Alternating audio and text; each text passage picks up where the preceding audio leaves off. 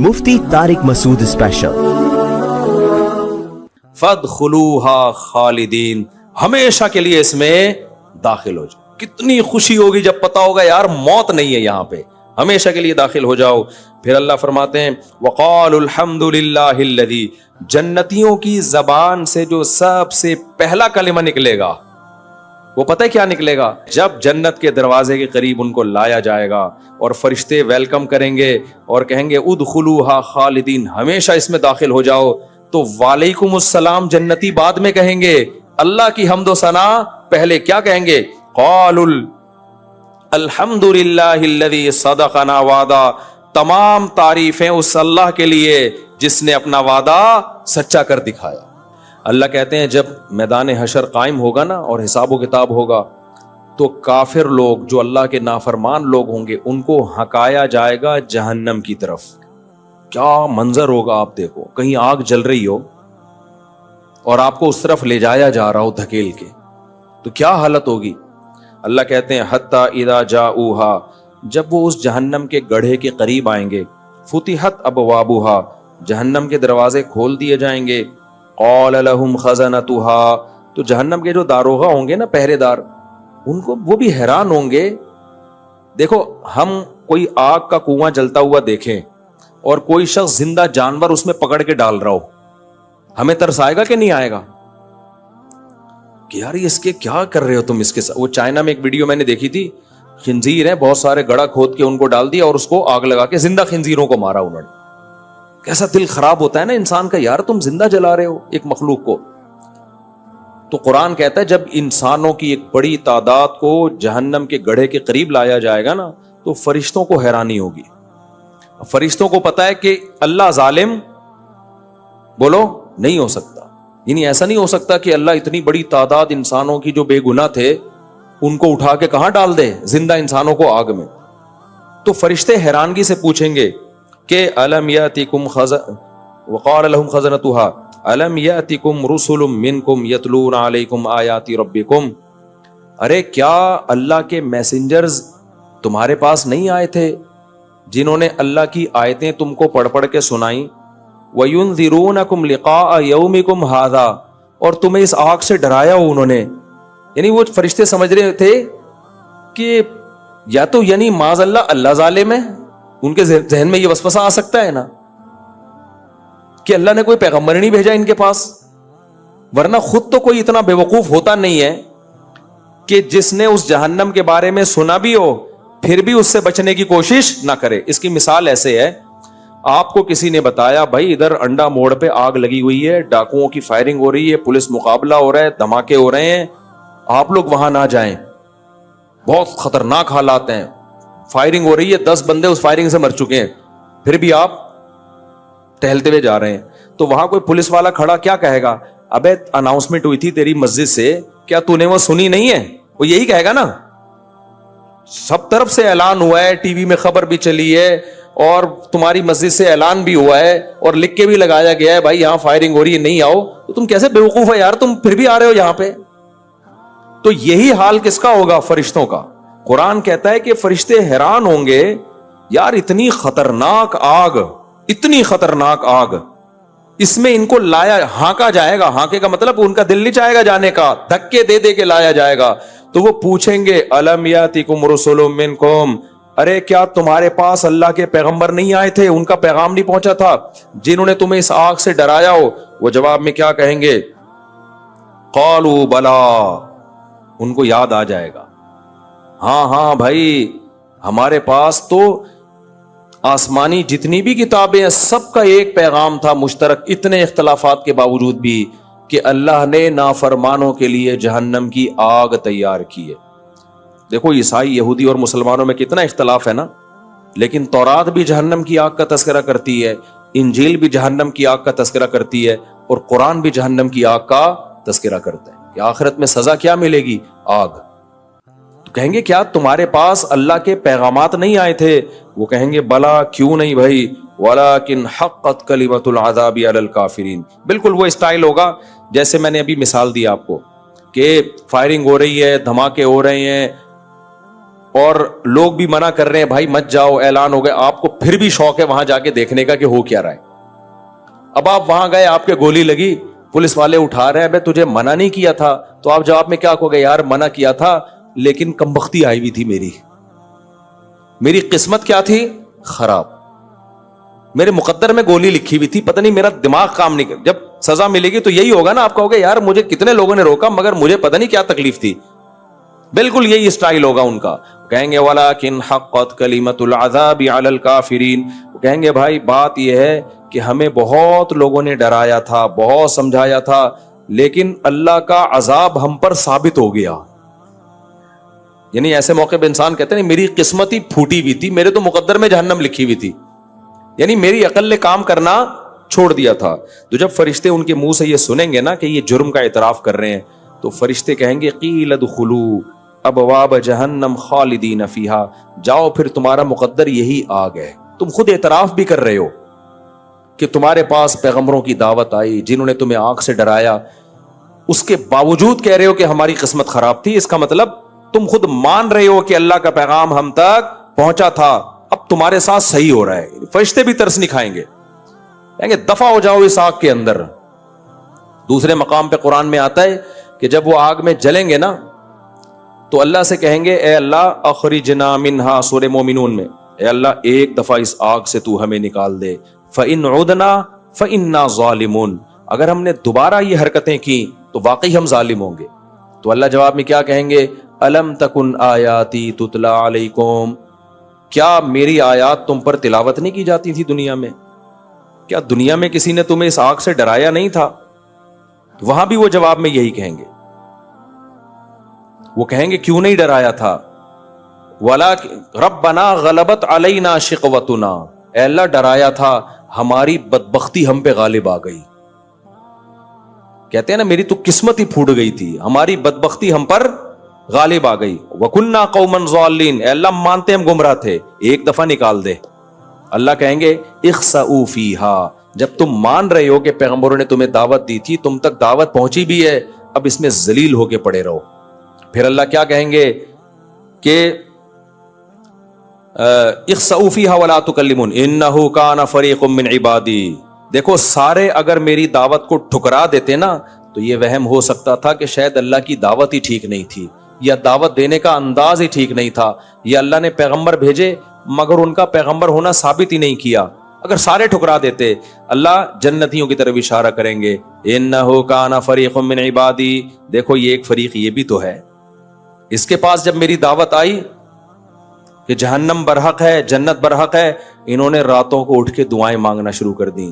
ربنا آمنا, اے اللہ ہم نے تیرے پیغمبروں کی دعوتوں پر لبیک کہا, فاغفر لنا, اے اللہ تو ہمارے گناہوں کو معاف کر دے, جو کچھ ہم سے ہوا ہم توبہ کرتے ہیں, آئندہ بچنے کی کوشش کریں گے. ورحمنا, اے اللہ ہم پر رحم کر.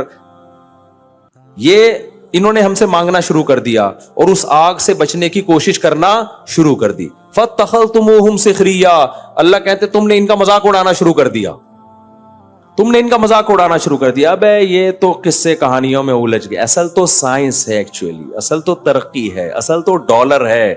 تم ان کا مذاق اڑاتے تھے کہ یہ آخرت کی فکر میں اللہ سے اٹھ کے دعائیں مانگ رہے ہیں رات کو کہ جہنم سے بچا. فاتخذتموہم سخریا, تم ان کا مذاق اڑاتے تھے. آج دینداروں کا مذاق اڑایا جاتا ہے کہ نہیں؟ پردے دار عورت کا مذاق اڑایا جاتا ہے, بے پردہ کا نہیں اڑایا جاتا. وَكُنْتُم مِّنْهُمْ تَضْحَكُونَ, ہنستے بھی تھے. اللہ کہیں گے انی جزیتہم اليوم بما صبروا, انہوں نے تمہارے مذاق اڑانے کی پرواہ نہیں کی, صبر کیا. دیکھو آج میں نے کیسا بدلہ دیا ان کو. یہ جہنم کی آگ ہے اور یہ جنت کے باغات ہیں. کیا انداز ہے قرآن کا. بس میں 2-4 منٹ میں یہ آیتیں ختم کرتا ہوں. انی جزیتہم اليوم بما صبروا انہم هم الفائزون. دیکھو آج کامیاب کون ہے؟ یہ ہیں کامیاب. پھر اللہ ان سے کہیں گے ام حسبتم انما خلقناکم عبثا, کیا تم نے یہ سمجھ لیا تھا کہ ہم نے تمہیں بیکار پیدا کیا, عیاشی کے لیے پیدا کیا ہے؟ یعنی تمہارے دماغ کو کیا ہو گیا تھا؟ پیغمبروں کی دعوت نہیں بھی پہنچتی تو کامن سینس تو ہوتی ہے نا. دیکھو اگر آپ جنت جہنم کو نہیں مانتے, اچھے برے عمل کو نہیں مانتے, تو پھر دنیا میں ہمارے آنے کا مقصد لائف کو انجوائے کرنے کے علاوہ کوئی بچتا نہیں ہے. پھر تو مقصد یہ ہے کہ بس شراب پیو اور زنا کرو اور لائف کرو. تو بھائی پوری کائنات کو اللہ نے تمہارے لیے بنایا اور تمہیں لائف کو انجوائے کرنے کے لیے بنایا. یہ کھوپڑی میں آنے والی باتیں نہیں ہیں. تو یہ انگریزوں پہ سوٹ کرتی ہیں, ہندوؤں پہ سوٹ کرتے ہیں نائٹ کلب اور شراب اور کباب, کیونکہ وہ کہتے ہیں مرنے کے بعد ہم ختم ہیں. جو موت کے بعد کی زندگی کو مانتا ہے اس پہ یہ عیاشی سوٹ نہیں کرتی. تو اللہ کہیں گے ام حسبتم, ارے تم جہنم میں جل رہے ہو, تم بے وقوف ہو, تم نے یہ گمان کر رکھا تھا انما خلقناکم عبثا, ہم نے تمہیں ڈراموں فلموں دیکھنے کے لیے پیدا کیا ہے, لڑکیوں سے دوستیوں کے لیے پیدا کیا ہے, اور یہ ساری کائنات تمہاری خدمت میں اس لیے لگائی ہے کہ تم ہماری نہ مانو, تم اپنی چلاؤ. کیسے بے وقوف تھے تم. تو اب تمہاری سزا یہی ہے, یہی جہنم کی آگ. تو بھائی راتوں کو اٹھ کے جہنم سے پناہ مانگنے کا معمول بنائے, اور جہنم کی آگ سے بچنے کے لیے جو اعمال ہیں, گناہوں سے بچنا, ان اعمال کو بھی اختیار کرنے کی کوشش کریں. آگے اللہ نے جنتیوں کا بتایا کہ یہ جہنمی ہیں, اس کے برعکس جنتی بھی ہوں گے, جن کو کہاں لے جایا جا رہا ہوگا, جنت کی طرف. حتی اذا جاؤہا, اللہ کہتے ہیں جب وہ جنت کے قریب آئیں گے, وفتحت ابوابہا, استقبال میں پہلے سے دروازے کھلے ہوں گے. تو وفتحت وقال لہم خزنتہا, جنت پہ بھی نا فرشتے کھڑے ہوں گے. جب وہ آتے ہوئے دیکھیں گے نا کہ یہ وہ خوش قسمت لوگ ہیں جو کہاں جا رہے ہیں, جنت کی طرف. اچھا ایک بات یاد رکھو, جو قرآن کہتا ہے نا الم یاتکم رسل, کیا تمہارے پاس پیغمبر نہیں آئے تھے, اسی آیت سے علماء نے استدلال کیا ہے. اگر کسی غیر مسلم تک اسلام کی دعوت نہیں پہنچی تو پھر اس سے حساب و کتاب نہیں ہوگا. سمجھ رہے ہو؟ ہمیں نہیں آ رہی کیا سمجھ میں؟ بھائی بعض لوگ جنگل میں پیدا ہوئے, مر گئے, ان کو کیا پتا محمد صلی اللہ علیہ وسلم کون, عیسیٰ علیہ السلام کون, تو ان سے پھر یہ سوال نہیں ہوگا. وہ تو کہے گا نا, اللہ کہے گا کیا تمہارے پاس پیغمبر نہیں آئے, تو وہ کہے گا مجھے کیا پتا, میں تو افریقہ کے جنگل میں پیدا ہوں. ہاں توحید کا سوال ہر ایک سے ہوگا, توحید کا سوال, کیونکہ یہ اس کی دلیل عقلی ہے. عقل کہتی ہے کہ اللہ کے سوا کوئی معبود نہیں ہے, باقی شریعت کے حکام کا سوال نہیں ہوگا. تو حجت جب تام ہوتی ہے جب پیغمبروں کی دعوت پہنچتی ہے. تو ہم سب پر تو حجت تمام ہو چکی ہے, تو ہم دوسروں کی فکر چھوڑ دیں, ہم کس کی فکر کریں. لوگ پوچھ رہے ہوتے ہیں یہ نیوٹن جنت میں جائے گا کہ جہنم میں جائے گا. میں کہتا ہوں میں نیوٹن کے بارے میں نہیں فیصلہ کر سکتا, میں تو یہ جانتا ہوں کہ میں نے اگر توحید کے راستے کو چھوڑ دیا تو میں کہاں جاؤں گا بھائی, جہنم. میں اگر گناہ کیا اور توبہ نہیں کی تو میرا خطرہ ہے, اللہ بچائے ہم سب کو, پھر جہنم میں جانے کا بڑا سخت خطرہ ہے. تو آگے اللہ تعالیٰ کہتے ہیں جنتی لوگ جب جنت کے قریب جائیں گے, دروازے کھول دیے جائیں گے, جو داروغہ ہیں وہ کہیں گے کہ سلام علیکم. وہ یہ نہیں کہیں گے کیا تمہیں کوئی کسی نے بتایا تھا جنت کے بارے میں جو تم یہاں آئے ہو, کیونکہ فرشتوں کو پتا ہے بھائی بتایا تھا تبھی تو آ رہے ہیں جنت کی طرف, انہوں نے وہ اعمال کر لیے, لہذا فرشتے ویلکم کریں گے. سلام علیکم, تم پر سلامتی ہو. طبتم, یہ بڑا مزے کا جملہ ہے, اس کا اردو میں ترجمہ ہو نہیں سکتا. طبتم کا مطلب ہے بہت اچھے رہے تم, ٹھیک ہے نا. کیا مطلب ہے؟ ویل ڈن, ہٹو بچوں ہوگا پورا ترجمہ اس.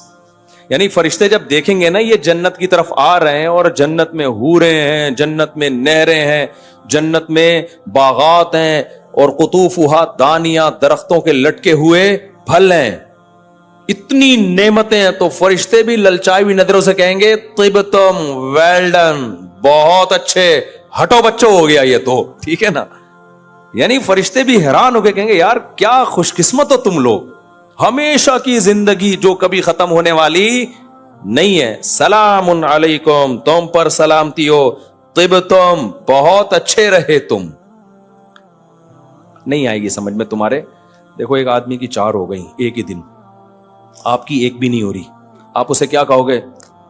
بہت ہی اچھے ہے یار تم, وہ تو بہت ہی آگے نکل گئے یار تم. لوگ کہہ رہے ہوتے ہیں نا ویل ڈن ہے یار. تو طبتم کا نہیں میں ترجمہ کر پا رہا حقیقت, بس یہ جب بہت ہی کوئی طبتم کا مطلب ہٹو بچوں, یہ مطلب ترجمہ کریں آپ. فرشتے کیا کہیں گے؟ کراچی والا آئے گا تو بولیں گے ہٹو بچوں ہو گیا بھائی یہ تو, کیونکہ انڈیا وہ پنجاب والے سمجھتے نہیں ہٹو بچوں کا مطلب کیا ہے. میں نے کہیں بیان میں کہا نا ہٹو بچوں, تو ایک میں جب حج کرنے گیا تو وہاں ایک انڈین مجھ سے پوچھ رہا تھا کہ وہ بچے ہوتے ہیں جن کو آپ ہٹا رہے ہوتے ہو, ہٹو بچوں کیا ہوتا ہے؟ میں نے کہا بھائی اب تو انڈیا میں بھی ہے, آیا شاید یہ انڈیا سے ہی ہے, لیکن ہر جگہ نہیں لوگ سمجھتے. تو ہٹو بچوں کا مطلب ہٹو بچوں, یہ ہاں بچوں کا کام, یہ بہت بڑا کام ہو رہے والا یہاں پہ. تو فرشتے کہیں گے طبتم, ویل ڈن, فادخلوها خالدین, ہمیشہ کے لیے اس میں داخل ہو جاؤ. کتنی خوشی ہوگی جب پتا ہوگا یار موت نہیں ہے یہاں پہ, ہمیشہ کے لیے داخل ہو جاؤ. پھر اللہ فرماتے ہیں وقال الحمد للہ الذی, جنتیوں کی زبان سے جو سب سے پہلا کلمہ نکلے گا وہ پتہ ہے کیا نکلے گا؟ کیونکہ یہ سب کچھ قربانیاں وہ دے کس لیے رہے تھے؟ جنت کے لیے. آخرت میں جاتے کچھ بھی نہ نکلتا, کتنا غصہ آتا نا کہ اللہ ہم نے بوڑھے ابا کے سامنے اف بھی نہیں کیا, ہمیں پتا تھا بوڑھے باپ اور بوڑھی ماں کی قدموں میں جنت, ان کے قدموں میں جنت تلاش کرتے رہے, بیوی کے حقوق ادا کیے جنت ملے گی. بیوی نے کہا اپنے شوہر کو دل نہیں چاہ رہا تھا لیکن مان لیا کہ میرا سربراہ ہے, کس بیس پہ بھائی جنت ملے گی, صبر کر لو. دل تو کسی خاتون کا نہیں چاہتا اپنے شوہر کو سربراہ ماننے کا, لیکن مجبوری میں کیا کیا, مان لیا. آدمی کا دل نہیں چاہتا اپنی بیوی سے محبت کرے, بیوی کے علاوہ سب اچھی لگ رہی ہوتی ہیں, لیکن اللہ نے کہا محبت کس سے کرو بھائی, دل نہیں چاہ رہا تھا, جنت کی لالچ میں محبت کرنا شروع کر دی. بیگم سے فون کر کے خیریت پوچھ لی, کس کا دل چاہتا ہے بیگم سے فون کر کے خیریت پوچھنے کا؟ تو ساس کی خدمت کر لی, رشتہ داری جوڑ لی, نماز قائم کر لی, داڑھی رکھ لی, عورت نے پردہ کر لیا, سارے حکام کیے, جہاد کیا اللہ کی راہ میں. بہت تو شہید ہو گئے, جان گوا بیٹھے اپنی, کس کی لالچ میں؟ جنت. اور وہ جنت ہی نہ ملتی کس قدر غصہ آتا کہ نہیں آتا. لیکن اللہ کہہ رہے ہیں جب جنت کے دروازے کے قریب ان کو لایا جائے گا اور فرشتے ویلکم کریں گے اور کہیں گے ادخلوها خالدین, ہمیشہ اس میں داخل ہو جاؤ, تو وعلیکم السلام جنتی بعد میں کہیں گے, اللہ کی حمد و ثنا پہلے کیا کہیں گے؟ قالوا الحمد للہ الذی صدقنا وعدہ, تمام تعریفیں اس اللہ کے لیے جس نے اپنا وعدہ سچا کر دکھایا. جو وعدہ اس نے کیا تھا, تو یہ سیاسی وعدے نہیں نکلے. سیاسی لیڈر تو کتنے وعدے کیے تھے نا. ایک سیاسی رہنما میرے پاس آئے الیکشن سے پہلے, آپ کو پتہ نہیں چلے گا کس کی بات ہو رہی ہے تو اس لیے اس میں کوئی غیبت نہیں. کہنے لگے دیکھیں آپ تک تو ہم نے ہی کراچی میں جتنا بھی کام کیا ہے, جتنا بھی, مجھے اتنی ہنسی آ رہی تھی, میں بڑی مشکل سے یار جھوٹ بولنے سے پہلے کراچی میں کام ہوا کدھر ہے. مجھے کہہ رہے ہیں جتنا ڈیولپمنٹ کا کام کراچی میں نظر آ رہا ہے آپ کو پتہ ہے یہ کس نے کیا ہے؟ میں تو گھس رہا تھا نیچے میز کے, میں نے کہا یار کوئی حد ہوتی ہے, لطیفہ سنانے سے پہلے بتا تو دو کہ میں لطیفہ سنا رہا ہوں, میں تیاری تو کروں اتنا, کیونکہ یہ چھوٹا لطیفہ نہیں ہے, اس پہ بہت زیادہ ہنسنا پڑ رہا ہے. یعنی ڈھیٹ پڑنے کی انتہا, یعنی وہ چاہ رہے تھے کہ میں ان کو پروموٹ کروں ایکشن. میں نے کہا بھائی جان بہت آپ نے کام کیا ہے, یہ تو ہمیں پتہ ہے الحمدللہ. تو بہت سے لوگ آئے ہیں, کوئی ایک کی بات نہیں کر رہا کہ کسی ایک کی طرف ذہن جائے, یا کوئی بندہ کہ اچھا میں ملنے آیا تھا تو میں مراد ہوں, نہیں بھائی آپ کے علاوہ کی بات کر رہا ہوں. بہت لوگ آئے ہیں الیکشن سے پہلے, میں نے تو پھر کسی کو پروموٹ کیا ہی نہیں نا. میں نے کہا تو وہ جب انہوں نے یہ کہا نا کہ دیکھیں اب تک جو ڈیولپمنٹ کا, ڈیولپمنٹ نہیں, ڈیولپمنٹ نظر آ رہی ہے آپ کو کراچی میں, کتنا یہ سب ہمارا ہی ہے. مجھے بہت, میں نے کہا یار اللہ نے جہنم غلط نہیں بنائی ہے, بالکل صحیح بنائی ہے. کہ کچھ لوگ ایسے ڈھیٹ ہیں, کیا ایک کیل تم لوگوں نے ٹھوکی نہیں ہے کراچی میں یار, اور ووٹ مانگنے سے پہلے کہہ رہے ہو سارا کام کس نے کیا ہے؟ ہم نے کیا ہے. کام کہاں کیا ہے جو آپ کہو گے ہم نے کیا ہے؟ یہ ایسے جیسے گٹر میں ڈھکن نہیں اور کہہ رہے ہیں ڈھکن کس نے لگایا ہے, یہ تو میں نے لگایا. ابے ڈھکن تو پہلے لگا ہوا دکھام, یہ تو بعد میں بات ہوگی کہ تو نے لگایا ہے کسی اور نے لگایا ہے. تو بہت ڈھیٹ ہوتے ہیں یار یہ سیاسی لوگ, اللہ کی پناہ ہے یار. مجھے تو ہنسی اتنی آ رہی تھی, میں نے کہا بعد میں ہنسا جانے کے بعد, میں نے کہا یار وہ انسلٹ ہو جاتی ہے اس بندے کی. میں نے کہا یار دیکھو یار, اچھا خیر. تو وہ کیا کہیں گے؟ صدقنا وعدہ, وہ کہیں گے اللہ کے وعدے سیاسی وعدے نہیں. اچھا کمال کی بات ہے الیکشن کے بعد بھی نہیں ڈھکن لگے, پھر بھی نہیں ڈھکن لگے. تو صدقنا وعدہ کہیں گے تمام تعریفیں اس اللہ کے لیے ہیں جس نے اپنے وعدے کو سچا کر دکھایا. وَأَوْرَثَنَا الْأَرْضَ نَتَبَوَّأُ مِنَ الْجِنَّةِ حَيْثُ نَشَاءُ, اور ہمیں اس جنت کی زمین کا وارث بنا دیا اس نے. بحریہ ٹاؤن میں آج تمہارا ایک پلاٹ نکل رہا ہے, خوشی سے پاگل ہو جاؤ تم. وہ کہیں گے تمام تعریفیں اس ہماری تعریف نہیں ہے, تعریف تو اس ذات کی ہے جس کے لیے ہم نے تھوڑی سی قربانی دی اور اس نے ہمیں اس جنت کا وارث بنایا جس میں جہاں چاہے ہم ٹھکانہ بنا سکتے ہیں. فَنِعْمَ أَجْرُ الْعَامِلِينَ, پھر وہ کہیں گے عمل کرنے والوں کا اللہ تو نے کتنا اچھا بدلہ دے دیا, اتنی کی تو ہمیں توقع نہیں تھی, کتنا اچھا بدلہ دے دے گا تو. تو جنت کیا ہے پھر انشاءاللہ میں کل اس کی تھوڑی سی تفسیر میں بتاؤں گا کہ چھوٹی سی جنت کتنی بڑی ہے, چھوٹی سی جنت. تو اس لیے بھائی راتوں کو تہجد میں جہنم سے پناہ اور جنت کی لالچ میں بھی تھوڑا سا اللہ کو, ہماری سب سے بڑی ضرورت یہ نہیں کہ 4 شادیاں ہو جائیں یا فلانی جگہ سیٹنگ کامیاب ہو جائے. میری اور آپ کی سب سے بڑی ضرورت جہنم کی آگ سے بچت اور جنت میں داخلہ. یہ اصل ہے ہمارے لیے, اصل کامیابی, اصل ترقی یہ ہے. اس کی کوشش کرو, اللہ تعالیٰ سمجھنے کی عمل کی توفیق عطا فرمائے. اب اتنے سارے سوالات جو لیٹ آتے ہیں ان بچوں کو بھیج دیتے ہیں تو ان کے بعد میں بتاؤں گا. گلا بہت, کیا ننگے سر نماز ہو جاتی ہے؟ ہو جاتی ہے, بہتر نہیں ہے. نبی نے ہمیشہ ٹوپی پہن کے نماز پڑھی ہے بھائی.